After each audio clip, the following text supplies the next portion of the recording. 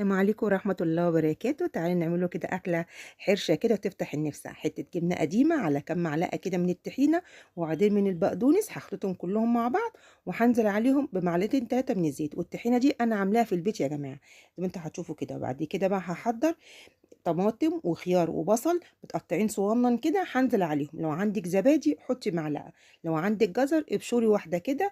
بجد تحفه يا جماعه الاكله دي. هتاكلوها في اي وقت بقى، بالليل بالنهار الصبح الظهر، في اي وقت. بجد انا كنت قاعده جعانه ومش عارفه اكل ايه، فكرت قمت جبت حته الجبنه القديمه وعملتها. معايا بقى طاسه على النار فيها قطعه من الزبده، هنزل عليها بالبيض زي ما انتم شايفين كده، وحوطي عليها واسيبها كده تستوي على الهادي كده.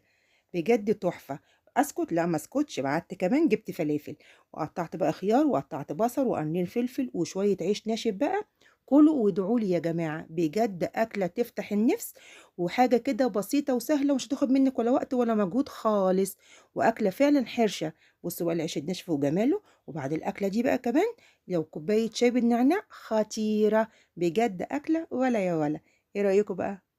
بسيطة وسهلة، وأي وقت أنتِ جعانة فيه هتقومي تعملي على طول. لو عندِك حتة جبنة قديمة قومي اعمليها، ولو عايزة طريقة الطحينة قولي لي. إيه رأيكم؟